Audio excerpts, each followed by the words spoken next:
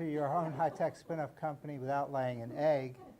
And our poster child was also born in the birth time of our company. That's Jordan Ulrich, my Chief Technical Officer's daughter, and Shannon Ulrich you probably know as well. So, and she's got a little Pure Molecular logo on her. So in academia, we all think we're pretty smart. Each one of us is chasing new knowledge because new knowledge will lead to new publications and new funding, hopefully. And nobody wants to know anything about old knowledge. Some of us envision that we'll make discoveries that will lead to a Nobel Prize, like Surfer Kary Mullis won for the polymerase chain reaction, which is something which has revolutionized certainly what we do in our lab. Some of us protect our inventions with patents, so how come we're not millionaires? Well, you need a market. We used to write Florida Sea Grant proposals, and they'd say, what are your end users and your stakeholders? So you'd find somebody in Tallahassee that would write you a letter of support for your proposal, and then you never said anything to them even when the grant was done. And USF will patent anything. The process for patenting, getting a patent at USF is that you have to give a disclosure to patents and licensing, and then they determine if they want to pursue it. And every patent I've had, every idea I've had, they've gone for, even though they have minimal effort to license the patents. There's 11 of my 15 patents, and none of them are gaining any money at this point. So I want to talk a little bit about the difference between grant funding and private capital. Grant funding is hard to get, as we all know. We need good ideas, evidence that you can do the work, and a publication record. Yet review panels, study sections, and decision makers are not spending their own money, but rather the federal dollars.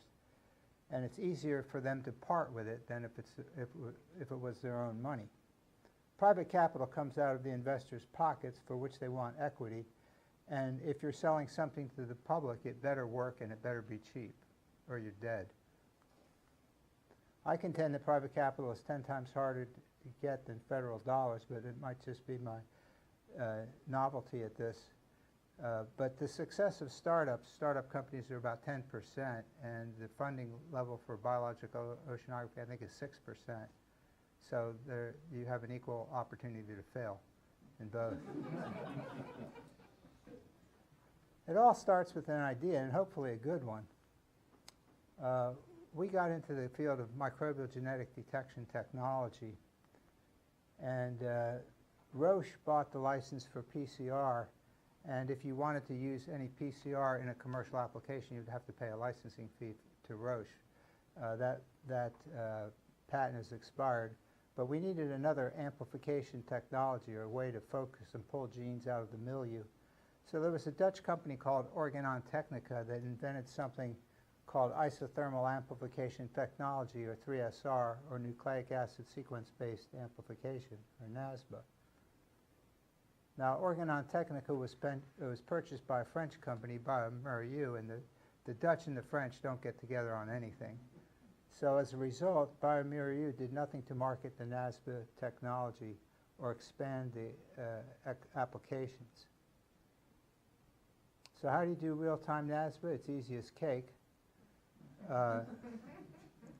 You start with messenger RNA and a primer, and then you make with reverse transcriptase, you make a hybrid molecule, and that also, the discovery of reverse transcriptase resulted in a Nobel Prize. Your RNase H degrades that RNA away, and then you make a double-stranded molecule, and you have the T7 RNA polymerase promoter there, and you make a lot of antisense messenger RNA. So it's a means of amplifying the target, but starting with RNA as opposed to DNA, which the polymerase chain reaction does. And we detect our products by something clever called molecular beacons. These are hairpin oligonucleotides that have a fluorescence molecule and a quencher, and when they're not binding to the product, there's no fluorescence emitted. If they bind to the product or the gene target, you get fluorescence. So all our technology is based on fluorometry, which is pretty simple. Now our first target, people have heard about the grouper story, but our first target was human enteroviruses. These are a group of 66 related viruses that cause polio, hoof and mouth disease, and a bunch of diseases, and some that give you just flu-like symptoms if you get sick with them. So enteroviruses are an indicator of human fecal contamination, and it's used to some degree to check recreational and surface waters. We made a NASBA assay and got the patent for that in April 17, 2007, and nothing has happened with it.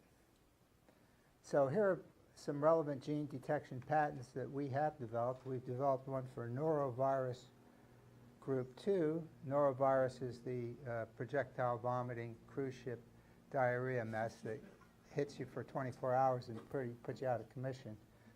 And then we developed some patents for Karenia brevis, the red tide organism, for their synthesis of brevitoxin and then the carbon fixation gene, RBCL. And we also have a patent for enterococci, but the one I want to talk about now is the seafood patent, which looks at seafood authenticity. And a former dean of us, Bill Hogarth, said, if you build a handheld sensor for grouper identification, the world will beat a path to your door. So this is kind of a challenge. And we call that the grouper tricorder. And what it looks like from the inside out, this is our first iterative process of developing this. It has a blue excitation wavelength there, a photodiode to detect the fluorescence, an infrared heater, and an infrared detector to keep the whole thing at 41 degrees, which is the purpose of isothermal amplification. We put it in a box, dress it up a little bit, and that was capable of doing one sample at a time and measuring fluorescence at one fluorescence channel. And it worked, and here we have results with poliovirus. This is the handheld, and then the thin lines are a benchtop instrument called the EasyQ. So then we decided to put two channels in it, a blue fluorescence and a yellow fluorescence, and that became the white box version, but again, it could only do one sample and measure two wavelengths of fluorescence.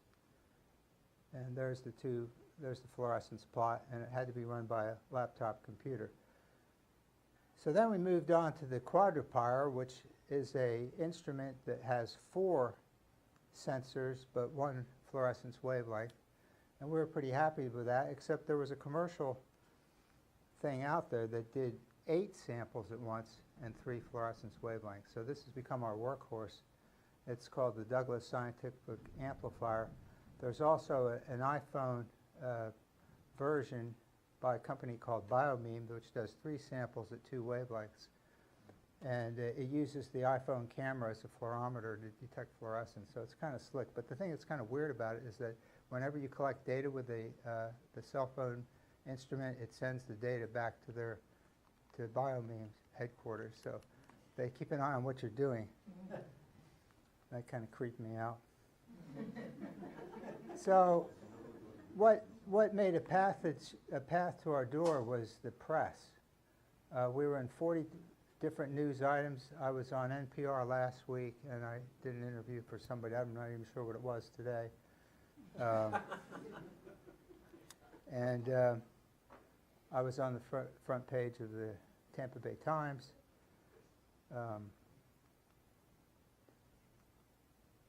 So we decided to chase grouper, and if you love grouper, and this guy really loves grouper because he's kissing one right on the lips, and you're tired of being served catfish by a scoundrel like this, you've come to the right place. So the problem is seafood is big business. That's not a problem. That's a good thing. It's $80 billion in the U.S. per year. But it's estimated that 30% of the seafood is mislabeled or fraudulently mislabeled, and this represents an unlawful market of 19 to 24 billion annually. federal programs can only monitor 0.02% of seafood imported to the United States, and seafood testing is critical for restoring consumer confidence in the seafood industry. Importers want to know what they're importing, wholesalers want to know what they're selling, restaurants want to know what they're serving, and consumers want to know what they're eating. And they want to avoid fines and imprisonment. Well, actually, I think if it tastes good, people don't care what the heck they're eating. So we said there was a field amenable genetic testing of seafood. This was an area we wanted to get into, and thus that gave rise to the grouper check. And this initial research was funded by Florida Sea Grant. Asian catfish, or swai, which lives in horrible conditions in Southeast Asia, is a very big white fleshed meat that's replaced for grouper at some places.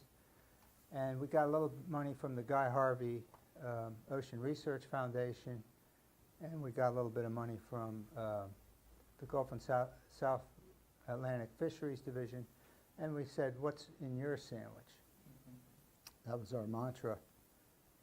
And it's really quite easy. We use a biopsy tissue punch that takes about 20 milligrams of tissue, and then we extract the RNA directly in a tube and put it in the machine, and we get amplification. And if it's grouper, we get this production of a line here in about 15 minutes. We get an increase in fluorescence, and the imposter doesn't fluoresce at all.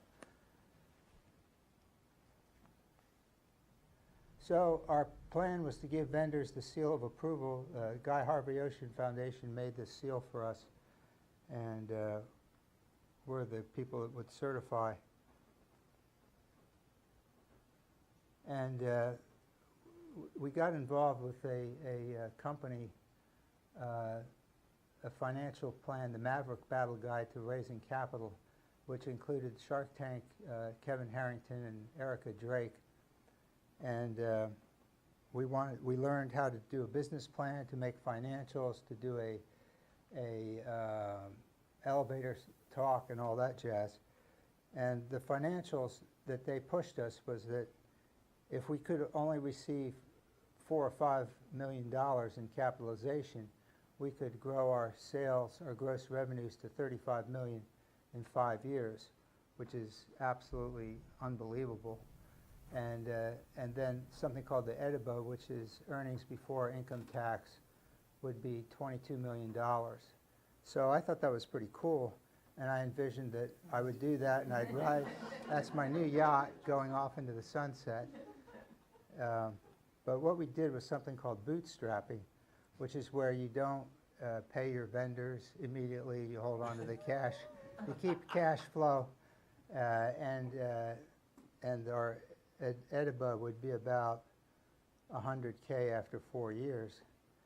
And instead of having the yacht, we have Bob Ulrichs rowing that boat, and I'm standing on the bow with a cast net, catching tilapia that I can mislabel as grouper.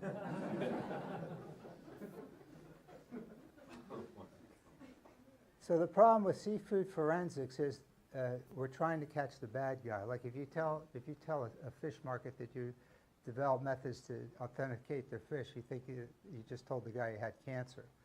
I mean, nobody really wants this, and there's no federal guidelines on testing frequency and number of samples, and it's kind of like the honor system. So, and then there's hucksters and shysters.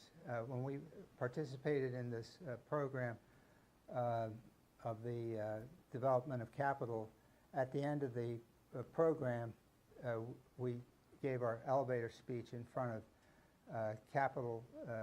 venture capital people, supposedly. And the two people that we presented to, one was a patent attorney posing as a venture capitalist, and another guy just wanted a job and thought we could hire him. And he kept on saying if he was going to have a grouper dinner and he was going to give us $100,000 and 9 of his friends were going to give us $100,000, so we'd have $1 million. And needless to say, that never happened. So, and they all wanted 30% equity of the company. So if you have a good idea, you've got to watch out, because there's reverse sharks or bottom feeders trying to And, and poor baby Jay wasn't very happy about that. So we've extended from the seafood authentication to red tide detection and monitoring, and we have a patent on that technology. And the bacterial pathogens, and MRSA has proven to be a very rewarding area to follow. And avian flu and Zika viruses, we've done some of that work. And the assays for clients that we've so far developed was Douglas Scientific. We developed an avian bird flu and influenza virus. This is the virus that keeps your turkey prices very high around Thanksgiving, because if you have birds with the virus, they have to burn the facility down, or it's not recoverable. And we developed a shrimp assay for Bama Seafood, a Zika virus assay for life sciences technology. But what we're really getting involved with is bacterial infection detection with Telefax, which is ongoing. So our clients thus far have included Douglas Scientific. We're also a distributor for that instrument that I showed you. Life Sciences, which we developed a Zika virus assay for. Rumfish, we've done a lot of talking to them, but they haven't been forward with wanting their grouper checked. Crabby Bills has been, we do a monthly assay for their grouper to make sure it's grouper.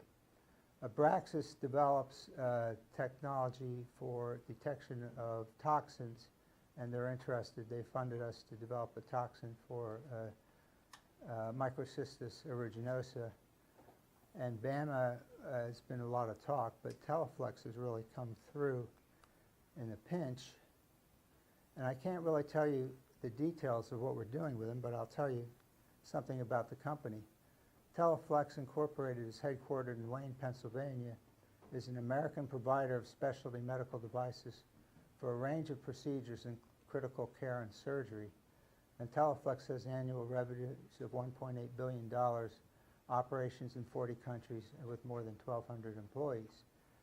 And they have a project with us, which has 2 employees, called infection detection.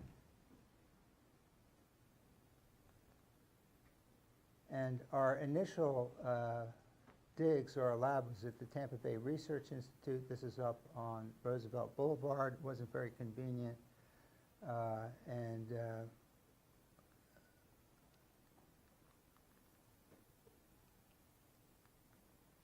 that's inside of it's kind of an old building built in 1982, and it was started by a Japanese university called Showa University.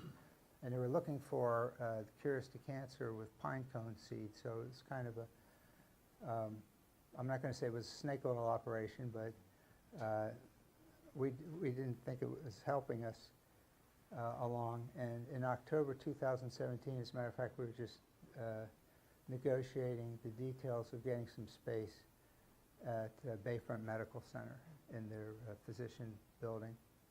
So hopefully that'll go through. And whoops, I just forwarded. And the story continues. So that's where we are right now. And if there's any questions or anybody who wants to know what it takes to try to get a company going, you're free to talk to me. And you're free to go now, too.